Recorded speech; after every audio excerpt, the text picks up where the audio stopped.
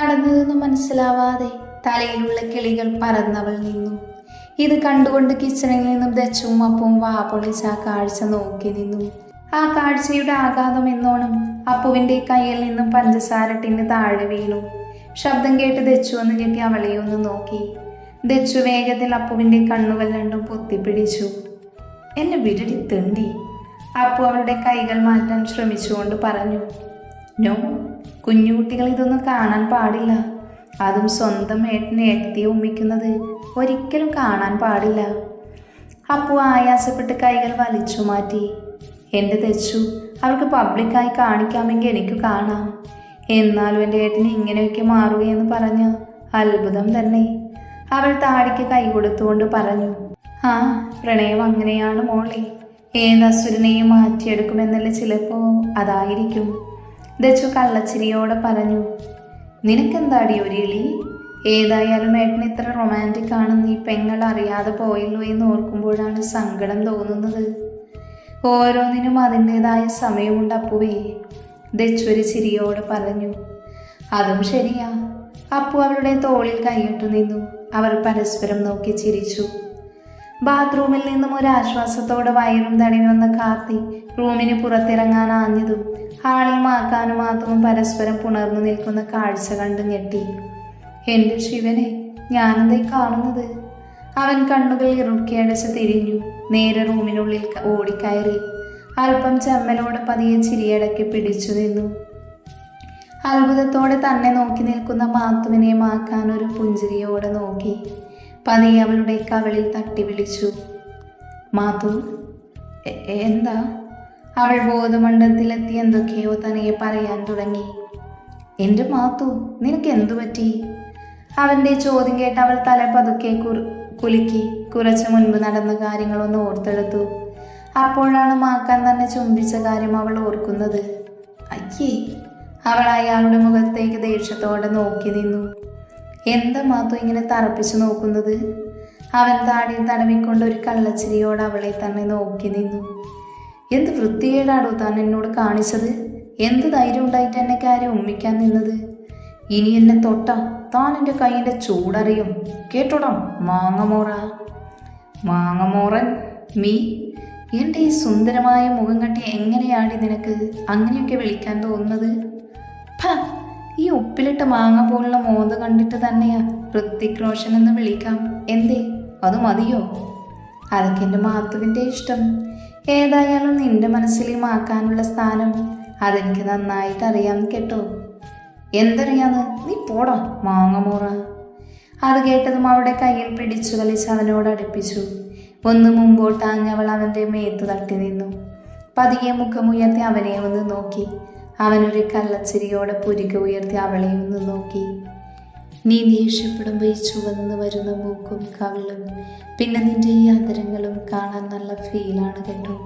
കണ്ണെടുക്കാൻ തോന്നില്ല നിന്റെ മുഖത്ത് നിന്ന്. അവളുടെ കണ്ണിലേക്ക് നോക്കിക്കൊണ്ട് അവൻ പറഞ്ഞു. അത് കേട്ടതും അവളിൽ ഒരു നാണം ഉടലെടുത്തു. ഒരു പുഞ്ചിരിയോടെ അവൾ നാണത്താൽ തല താഴ്ത്തി നിന്നു. ഷോ, ഈ മാക്കാൻ്റെ ഒരു കാര്യങ്ങൾ, സത്യങ്ങൾ ഇങ്ങനെ ഒറ്റടിക്ക് മുഖത്ത് നോക്കി പറഞ്ഞു കളയും. മനസ്സിലോർത്തവൻ നാണത്തോടെ നിന്നു. പെട്ടെന്ന് ഉമ്മിച്ച കാര്യം ഓർമ്മ വന്നതും നോ മാത്തു, നോ. ഇതൊക്കെ തൻ്റെ ദേഷ്യം മാറ്റാനുള്ള മാക്കാൻ്റെ അടവാണ്. ചത്താനും വിട്ടുകൊടുക്കരുത്. മനസ്സിലോർത്ത് വീണ്ടും ദേഷ്യത്തോടെ നിന്നു. താൻ എന്താ വിചാരിച്ചത്? തൻ്റെ 3 ഉണക്ക ഡയലോഗ് കേട്ട ഞാനങ്ങ് മയങ്ങുമെന്നോ? എന്നാൽ തനിക്ക് തെറ്റി.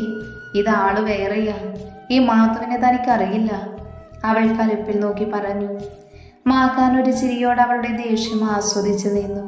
അവൻ്റെ നോട്ടം കണ്ട് ദേഷ്യത്തോടെ അവൾ തൻ്റെ ആദരങ്ങൾ ശക്തിയിൽ തുടച്ചു. ഒരു വേദനയോടെ അവൾ കരഞ്ഞു ആ നിമിഷം. മാത്തു, പതിയെ വേദനിക്കുന്നുണ്ടോ നിനക്ക്? അവൻ പതിയെ അവളുടെ കൈകൾ തടഞ്ഞുകൊണ്ട് ചോദിച്ചു. കൈ വിടടൂ തെണ്ടി. ഓരോന്ന് ചെയ്തു വെച്ചിട്ട് ഇപ്പോൾ സഹതപിക്കാൻ വന്നേക്കുന്നു. കൈ അവനിൽ നിന്ന് വലിച്ചു മാറ്റി അവൾ പതിയെ ചുണ്ടിൽ തടവിക്കൊണ്ടിരുന്നു. അല്ല, ഇവിടെ എന്ത് നടക്കുന്നത്? കാർത്തിയുടെ സംശയത്തോടെ ഹാളിലേക്ക് വന്ന് ചോദിച്ചു. ഇവിടെന്താ? മാത്തു ഇന്നൊരു ബിരിയാണി വെക്കുന്ന കാര്യത്തെക്കുറിച്ച് ഡിസ്കസ് ചെയ്തതാണ് അല്ലേ മാത്തു? മാക്കാൻ ഒരു ആക്കിയ ചിരിയോട് അവളെ നോക്കി പറഞ്ഞു. ആ അത് തന്നെ, ഞാനൊരു ബിരിയാണി വെച്ചാലോ എന്ന് ആലോചിക്കുന്നത്. കാർത്തി, എന്താ നിന്റെ അഭിപ്രായം? എൻ്റെ പൊന്നു നന്ദു, ഒരു ബ്രേക്ക്ഫാസ്റ്റ് കഴിച്ചതിൻ്റെ ക്ഷീണം ഇതുവരെ മാറിയില്ല. ഇനി എനിക്ക് താങ്ങാൻ വയ്യൻ്റെ ശങ്കേ. ചുമ്മാ തളർത്തരുത് കാർത്തി, അല്പം പരിഭവത്തോടെ അവൾ പറഞ്ഞു. അല്ല നന്ദു, ഇതെന്തു പറ്റിയതാ നിന്റെ ചുണ്ടിൽ? നിന്നെ അങ്ങനെ വെറുതെ വിടില്ലടി ചങ്കേ, ഞങ്ങൾക്കിട്ട് പണിതതല്ലേ, അവൻ മനസ്സിലോർത്തു. ദൈവമേ, ഞാൻ എന്തു പറയും? അതൊരു പാറ്റ കടിച്ചതാ, തപ്പിത്തടഞ്ഞ ഒരുവിധം അവൾ പറഞ്ഞൊപ്പിച്ചു. പാറ്റയോ? നിനക്കെന്താ വല്ല കിറുക്കും പിടിച്ചോ കൊച്ചേ? ഇപ്പോൾ ഇവിടുന്ന പാറ്റ വരുന്നത്? ഒത്തിപ്പാറ അമ്മച്ചിയാണേ സത്യം, നിന്നെ കൊണ്ട് തന്നെ ഞാൻ പറയിപ്പിക്കും മോളെ. നിനക്ക് എന്തൊക്കെ അറിയണം കാർത്തി? അവൾ അല്പം ദേഷ്യത്തോടെ ചോദിച്ചു. അവൾ പറഞ്ഞില്ലെങ്കിൽ ഞാൻ പറഞ്ഞു തരാം. അപ്പു അത് പറഞ്ഞ് ദച്ചുവുമായി അങ്ങോട്ട് വന്നു. ഇത് വെറും പാറ്റ കടിച്ചതല്ല, ഒരു പ്രത്യേകതരം പാറ്റയാ. പേര് മാക്കാൻ പാറ്റ. അല്ലേ ഏട്ടാ? ഒരു ചിരിയോടെ അവൾ മാക്കാൻ്റെ മുഖത്തേക്ക് നോക്കി. ആ അതെ, അവനൊന്ന് തലയാട്ടിക്കൊണ്ട് പറഞ്ഞു. അത് ഏതാ ഞാൻ അറിയാത്തൊരു മാക്കാൻ പാറ്റ? കാർത്തി ആലോചനയിൽ മുഴുകി. നിനക്ക് എന്തിട്ട് കേടാ? അതൊക്കെ ചിന്തിച്ച് സമയം കളയാതെ നീ ഇങ്ങ് വന്നേ കാർത്തി. മാക്കാൻ കാർത്തിയുമായി ഫ്ലാറ്റിലേക്ക് പോയി. എടി അപ്പു, ഇവിടെ ആരോ പറയുന്നുണ്ടായിരുന്നു തല്ലിയ കൈ കൊണ്ട് തലോടിക്കുമെന്ന്. ഇപ്പം മനസ്സിലായി, ശരിക്കും തലോടിച്ചെന്ന്. ദച്ചൊരു കളിയാക്കലോടെ നന്ദുവിനെ നോക്കി പറഞ്ഞു. അതെ, ആരും അധികം കളിയാക്കാൻ നിൽക്കണ്ട. ഞാനും എൻ്റെ മാക്കാനും തമ്മിൽ അങ്ങനെ പലതും ഉണ്ടാകും. കേട്ടൂടി ബിർള വൈറ്റ് വോൾ കെയർ പൊട്ടി. ദച്ചുവിനെ ഒന്ന് കളിയാക്കി നന്ദു ബെഡ്റൂമിലേക്ക് നടന്നു. അത് കേട്ട് ദച്ചുവും അപ്പവും പരസ്പരം നോക്കി ചിരിക്കാൻ തുടങ്ങി. അങ്ങനെ ഓരോ ദിവസങ്ങളും ഞങ്ങൾ അറിയാതെ കടന്നുപോയിക്കൊണ്ടിരുന്നു. ഡെയിലി മാക്കാനെ കാണുന്നത് പതിവായി. ഇനി കണ്ടില്ലെങ്കിൽ കാണുന്നത് വരെ ആൻറ്റിയുടെ ഫ്ലാറ്റിന് മുമ്പിൽ ഒരു 4-5 വട്ടം നടക്കും. രാത്രിയിൽ ബാൽക്കണിയിൽ മാക്കാനെ കാണാൻ വേണ്ടി മാത്രം ആദ്യം പോയി സ്ഥാനം ഉറപ്പിക്കും. എനിക്ക് കൂട്ടായി അപ്പവും വന്ന് നിൽക്കും. പക്ഷേ അത് ദാസേട്ടനെ കാണാനാണെന്ന് മാത്രം. അന്നൊരു സൺഡേ ആയിരുന്നു. കോളേജില്ലാത്തത് കൊണ്ട് അറിയാലോ, പോത്തിനെ പോലെ കിടന്നുറങ്ങി. എന്തോ ശബ്ദം കേട്ടാണ് കണ്ണു തുറക്കുന്നത്. പതിയെ കോട്ടുവായ കേട്ട് അവൾ കണ്ണു തുറന്നു. എന്തിനാണ് ഈ വെളുപ്പം കാലത്ത് കിടന്ന് ശബ്ദമുണ്ടാക്കുന്നത്? നന്ദു കയ്യൊക്കെ ഒന്ന് കുടഞ്ഞുകൊണ്ട് എഴുന്നേറ്റു. 11 മണി എപ്പം മുതലാണ് വെളുപ്പം കാലമായത്? അതൊന്ന് പറഞ്ഞിരുന്നെങ്കിൽ നന്നായേനെ. എൻ്റെ ശിവനെ, അത്രയും സമയമായോ? എന്നിട്ടെന്ത് നീ എന്നെ വിളിക്കാതിരുന്നത്? എന്തോ എങ്ങനെ? വിളിച്ച മനുഷ്യൻ്റെ ഉപ്പാട് വന്നെന്ന് പറ. അതെ, ഇനിയും മെഴിച്ചു നിൽക്കാതെ പോയി കുളിക്കാൻ നോക്ക് മോളെ. ടേബിളിൽ നിന്ന് ടർക്കി അവളുടെ മുഖത്തേക്ക് എറിഞ്ഞു വെച്ചു ഹാളിലേക്ക് പോയി. ഒരു മടിയോടെ അവൾ കുളിക്കാൻ കയറി. കുളിയൊക്കെ കഴിഞ്ഞ് മുടിയൊക്കെ ചീവി ടേബിളിൽ നിന്ന് ഫോണുമായി ഹാളിലേക്ക് വന്നു. ഭക്ഷണത്തിനു ശേഷം സെറ്റിൽ കുറച്ചു നേരം ഫോണും കുത്തിയിരുന്നു. അപ്പോഴാണ് അമ്മ വിളിക്കുന്നത്. പിന്നെ കത്തിയടിയും കഥ പറച്ചിലുമായി അങ്ങനെ സമയം പോയതറിഞ്ഞില്ല. ഒടുക്കം ഉപദേശത്തിൻ്റെ നിലവറ തുറന്നപ്പോൾ ഞാൻ റേഞ്ചിലെന്ന് പറഞ്ഞ് കട്ടാക്കി. എടി, നീ അറിഞ്ഞു? നമ്മുടെ ഇന്റേണൽ എക്സാമിൻ്റെ മാർക്ക് പബ്ലിഷ് ചെയ്തിട്ടുണ്ട്. ക്ലാസ്സിലെ വാട്സപ്പ് ഗ്രൂപ്പിൽ മെസ്സേജ് ഇട്ടിട്ടുണ്ട്. അപ്പോൾ ഫോണുമായി അവൾക്കടുത്ത് വന്നിരുന്നു. എപ്പോൾ പബ്ലിഷ് ചെയ്തതാ? ഫ്രൈഡേ ഈവനിങ്ങാ. അപ്പോൾ മറുപടി നൽകി. എവിടെ നോക്കട്ടെ? അപ്പുവിൻ്റെ കയ്യിലുള്ള ഫോൺ വാങ്ങി നന്ദു നോക്കാൻ തുടങ്ങി. എങ്ങനെയുണ്ടടി റിസൾട്ട്? ദച്ചു ആകാംക്ഷയോടെ ചോദിച്ചു. ഒരു സബ് മാർക്ക് കുറവാടി. നന്ദു ചുണ്ടുമലർത്തി അല്പം സങ്കടത്തോടെ പറഞ്ഞു. ഏത് സബ്ജക്റ്റാ? Micro economics. അത് സാരമില്ല, നമുക്കൊന്നുകൂടെ നന്നായി പഠിക്കാം ഇനി മുതൽ. എന്തെങ്കിലും ഡൗട്ട് ഉണ്ടെങ്കിൽ ഏട്ടനോട് ചോദിക്കാം. ഏട്ടൻ പഠിക്കാൻ ബ്രില്യൻ്റ് ആയിരുന്നു. അപ്പു പറഞ്ഞത് കേട്ട് ദച്ചു ഓക്കെ പറഞ്ഞു. നന്ദു അല്പം മടിയോടെയാണെങ്കിലും അവസാനം സമ്മതിച്ചു. ഈവനിങ് ആയപ്പോൾ ദാസുമാക്കാനും അവരുടെ ഫ്ലാറ്റിലേക്ക് വന്നു. നന്ദു പതിവ് പോലെ മാക്കാനോട് മാത്രമൊന്നും മിണ്ടാതെ മാറി നിന്നു. പക്ഷേ അവൻ്റെ കണ്ണുകൾ നല്ല പ്രിയപ്പെട്ടവളെ തേടിപ്പോയിക്കൊണ്ടിരുന്നു. ആൻറ്റിയും ഫ്ലാറ്റിലേക്ക് വന്നതോടെ മാക്കാനോട് മിണ്ടാതെ മാറി നിൽക്കാൻ പറ്റാത്തത് കൊണ്ട് എന്തൊക്കെയോ മിണ്ടിയെന്ന് വരുത്തി. വൈകിട്ട് ചായ കുടിക്കാനായി എല്ലാവരും ഒരുമിച്ചു. നന്ദു അപ്പുവിനടുത്തായിരുന്നു. ഏട്ടാ, അപ്പു മാക്കാനെ വിളിച്ചു. എന്താ അപ്പു? ഞങ്ങളുടെ ഇന്റേണൽ റിസൾട്ട് ഫ്രൈഡേ ഇട്ടിരുന്നു. ഒരു സബ്ജക്റ്റ് എല്ലാവർക്കും മാർക്ക് കുറവാ.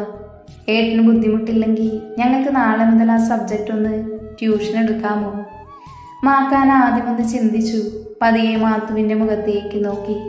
അവൾ ഒട്ടും താല്പര്യമില്ലാതിരിക്കുന്നത് കണ്ട് അപ്പുവിനെ നോക്കി. ഞങ്ങൾക്ക് 3 പേർക്കും എടുത്തു തരണമേട്ടാ, അപ്പു ഒരു ചിരിയോടെ മാക്കാനെ നോക്കി പറഞ്ഞു. മോനെന്താ ആലോചിക്കുന്നത്? നമ്മുടെ കുട്ടികൾക്ക് വേണ്ടിയല്ലേ, ചെയ്തു കൊടുക്കും മോനെ. ആൻറ്റിയും അവർക്ക് വേണ്ടി റെക്കമെൻഡ് ചെയ്തു. ഓക്കെ, അങ്ങനെയാണെങ്കിൽ നാളെ മുതൽ തുടങ്ങാം. മാക്കാൻ ഒരു ചിരിയോടെ നന്ദുവിനെ നോക്കി ഒരു കണ്ണിറുക്കി കാണിച്ചുകൊണ്ട് പറഞ്ഞു. അവൾ ആ കാഴ്ച കണ്ടൊരു ചമ്മലോടെ ചുറ്റും നോക്കി. ആരും കണ്ടില്ല എന്നറിഞ്ഞ് സമാധാനത്തോടെ നെടുവീർപ്പിട്ടു. ശേഷം ദേഷ്യത്തോടെ മാക്കാനെ നോക്കി. കുറച്ചു നേരത്തെ സംസാരത്തിന് ശേഷം അവരെല്ലാവരും തിരിച്ചുപോയിരുന്നു. രാത്രി ബാൽക്കണിയിൽ നിൽക്കുന്നതൊരു പതിവായതിനാൽ മാക്കാനെ ഒന്ന് കാണാനായി നേരത്തെ തന്നെ അവനെ സ്ഥാനമുറപ്പിച്ചിരുന്നു. പക്ഷേ പ്രതീക്ഷകൾ തെറ്റി. മാക്കാനെ കാണാൻ സാധിച്ചില്ല. കുറച്ചു സമയം കഴിഞ്ഞതും കാണാതെ വന്നതിനാൽ അവൾ റെയിലിങ്ങിൽ പിടിച്ച് ഏന്തി വലിഞ്ഞ് നോക്കിക്കൊണ്ടിരുന്നു. ഈ മാക്കാനിത് എവിടെ പോയി? നീ ഇതാരെയടി നോക്കുന്നത്? അത് ഇത്ര നേരമായിട്ട് മാക്കാനെ കാണുന്നില്ല. അവൾ അവളുടെ ബാൽക്കണിയിലേക്ക് എത്തി നോക്കിക്കൊണ്ട് പറഞ്ഞു. പറഞ്ഞു കഴിഞ്ഞൊരു സംശയത്തോടെ തിരിഞ്ഞു നോക്കി. മാക്കാൻ കയ്യും കെട്ടി അവളെ തന്നെ ഒരു ചിരിയോടെ നോക്കി നിൽക്കുന്നത് കണ്ട് അവളൊന്ന് ഞെട്ടി. ഒരു ചമ്മിയ ചിരിയോടെ അവളെ ഒന്ന് നോക്കി. അത് ഞാൻ വെറുതെ. അവൾ എന്തൊക്കെയോ തപ്പിത്തടഞ്ഞ് പറയാൻ ശ്രമിച്ചു. അതെ, എന്നെ കാണണമെന്ന് തോന്നുമ്പോൾ പറഞ്ഞാൽ മതി, ഞാൻ വന്നോളാം. അതിനിങ്ങനെ കിടന്ന് കഷ്ടപ്പെടണമെന്നില്ല. അവനൊരു ചിരിയോടെ പറഞ്ഞ് തിരിഞ്ഞു നടന്നു. മണ്ടത്തരം കാണിച്ചതോർത്ത് അവൾ തലയ്ക്ക് കൈകൊണ്ട് തിരുന്നുപോയി. നിർത്താതെയുള്ള കോളിംഗ് ബെല്ലടി കേട്ടാണ് അപ്പു കണ്ണു തുറന്നത്. അവൾ ഉറക്കച്ചടവോടെ ഡോറ് തുറന്നു. മുന്നിൽ നിൽക്കുന്ന അശ്വിനെ കണ്ടതും ഒന്ന് ചിരിച്ചു. ആ, ഏട്ടനായിരുന്നു. ഒരു കോട്ടുവായിട്ടുകൊണ്ട് അവൾ പറഞ്ഞു. നോക്കി നിൽക്കാതെ കയറി വായിട്ടാ. അത്രയും പറഞ്ഞവൾ അകത്തേക്ക് നടന്നു. പെട്ടെന്ന് അവൾ ഒന്ന് നിന്നു. ഹാളിലിരിക്കുന്ന ക്ലോക്കിലേക്ക് നോക്കി. സമയം 4:30 ആയിരിക്കുന്നത് കണ്ടവൾ ഒന്നുകൂടെ കണ്ണു തിരുമ്മി സൂക്ഷിച്ചു നോക്കി.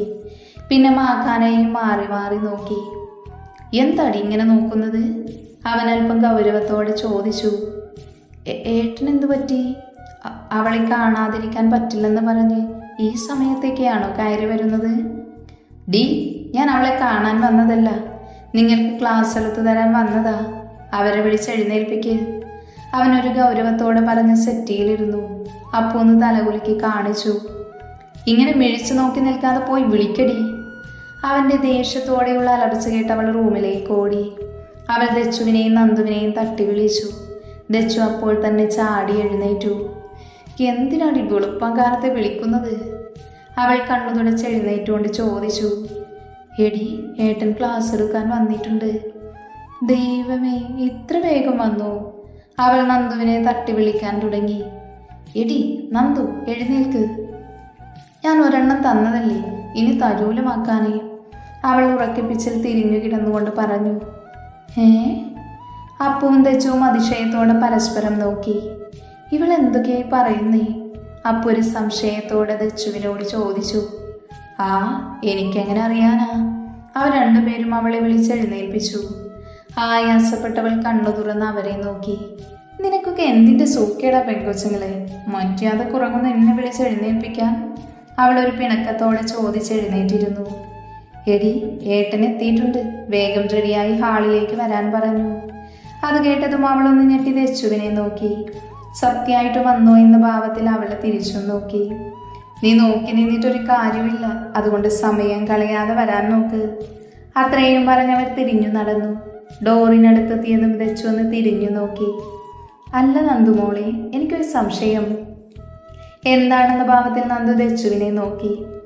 അല്ല, മാക്കാൻ ഒരെണ്ണം തന്നു, ഇനി തരില്ല എന്നൊക്കെ പറഞ്ഞതല്ലോ, അതെന്താ? ഒന്നും മനസ്സിലാവാത്ത ഭാവം അഭിനയിച്ച് നന്ദു ദച്ചുവിനെ തന്നെ നോക്കി നിന്നു. നീ അഭിനയിച്ച് ബുദ്ധിമുട്ടണ്ട, കിസ്സാണെന്ന് ഞങ്ങൾക്ക് മനസ്സിലായി. ഒരു ചിരിയോടെ പറഞ്ഞവൾ ഹാളിലേക്ക് ഓടിയിരുന്നു. പഠിക്കാനിരുന്നിട്ട് കോട്ടുവായിട്ടും അടുത്ത് കണ്ണിൽ നിന്നും വെള്ളം വരെ വന്നു. ഞാൻ ദച്ചുവിനെ നോക്കി. അവൾ കണ്ണൊക്കെ മിഴിച്ചിരുന്ന് ശ്രദ്ധിക്കുവാണ്. ഇടയ്ക്ക് കണ്ണും നടന്നു പോയാൽ വേഗം തന്നെ തലകുലുക്കി ശരിയാക്കി മിഴിച്ചു നോക്കിയിരിക്കും. ശരിക്കും ചിരി വരും ആ കാഴ്ച കാണുമ്പോൾ. അപ്പോൾ വളരെ സൂക്ഷിച്ച് നോക്കിയിരുന്ന് പഠിക്കുന്നുണ്ട്. എനിക്ക് പഠിക്കണമെന്ന ആഗ്രഹമുണ്ട്, ബട്ട് ഉറക്കപ്പിച്ച് കാരണം കോട്ടുവായിടാൻ മാത്രമേ ടൈമുള്ളൂ. മാത്തു, നിനക്ക് പഠിക്കാൻ ഇൻട്രസ്റ്റ് ഇല്ലെങ്കിൽ പോയി കിടന്നോളൂ. ചുമ്മാ പഠിക്കാൻ താല്പര്യമുള്ളവരെ കൂടി ബുദ്ധിമുട്ടിക്കരുത്. മാക്കാൻ അല്പം ഗൗരവത്തിൽ അവളെ നോക്കി പറഞ്ഞു. മാക്കാൻ്റെ ക്ലാസ് ഭയങ്കര ബോറായതുകൊണ്ട് ഉറക്കം വരുന്നത് അതാ. ഞങ്ങൾക്ക് കുറച്ച് ബേസിക് കാര്യങ്ങൾ മാത്രം പറഞ്ഞു തന്നാൽ മതി, ബാക്കിയൊക്കെ അരിവെപ്പ് നടത്തിക്കോളാം. അവളൊരു പുച്ഛത്തോടെ മറുപടി നൽകി. അരിവെപ്പ് നടത്താൻ ഇതെന്താ കുക്കറി ഷോ വല്ലതുമാണോ? പാചകം അറിയില്ലെങ്കിലും വാചകം നന്നായിട്ടറിയാം. എടി, എത്ര എഴുതി എന്നതല്ല, എന്തെഴുതി എന്നതിലാണ് കാര്യം, മനസ്സിലായോ? മാക്കാൻ തലക്കിട്ടൊരു കുത്തു തന്നുകൊണ്ട് പറഞ്ഞു. മനസ്സിലായി എന്ന ഭാവത്തിൽ അവൾ തല തടവിക്കൊണ്ട് മൂളി. അത് കേട്ട് അപ്പവും തെച്ചുവും കളിയാക്കി ചിരിച്ചു തുടങ്ങി. നന്ദു ദേഷ്യത്തോടെ അവരെ നോക്കി പല്ലുകടിച്ചു. അങ്ങനെ എല്ലാ ദിവസവും ട്യൂഷൻ പതിവായി. അതോടൊപ്പം എന്നെ ട്രോളുന്നതും പതിവായി.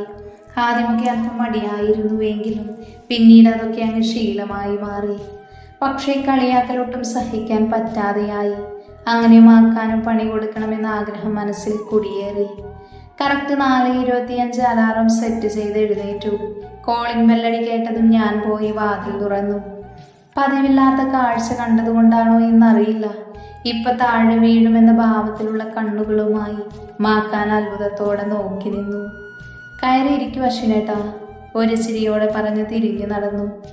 ക്ലാസ് എടുപ്പ് നടക്കുമ്പോൾ ഇടയ്ക്ക് പാളി വീഴുന്ന നോട്ടത്തിനായി കാത്തിരുന്നു. അങ്ങനെ പ്ലാനിങ്ങുള്ള സമയമെടുത്തു. ഒരു വശ്യമായ ചിരിയോടെ മാക്കാനെ തന്നെ നോക്കി നിന്നു. ഇടയ്ക്കൊക്കെ മാക്കാൻ നോക്കുമ്പോൾ കണ്ണുകൾ പിഴപ്പിച്ച് കാണിച്ചു. എൻ്റെ ആക്ഷൻസ് കണ്ട് തെച്ചുവും അപ്പവും ചിരിയടക്കി പിടിച്ചു നിന്നു. അതൊക്കെ കണ്ട് ഈ കൊച്ചു വെളുപ്പം കാലത്ത് മാക്കാൻ നന്നായി വിയർക്കാൻ തുടങ്ങി. പ്ലാനിങ് ഏൽക്കുന്നുണ്ട് മോനെ, അത് മനസ്സിലോർത്ത് ചിരിച്ചു അവൻ. പതിയെ മാക്കാൻ്റെ കാലിൽ കാലുകൊണ്ട് തോണ്ടി. ആദ്യമൊക്കെ മൈൻഡ് ചെയ്യാതിരുന്നിട്ട് പിന്നെയും അത് തന്നെ ആവർത്തിച്ചപ്പോൾ ക്ഷമകെട്ട് മാക്കാൻ എഴുന്നേറ്റു.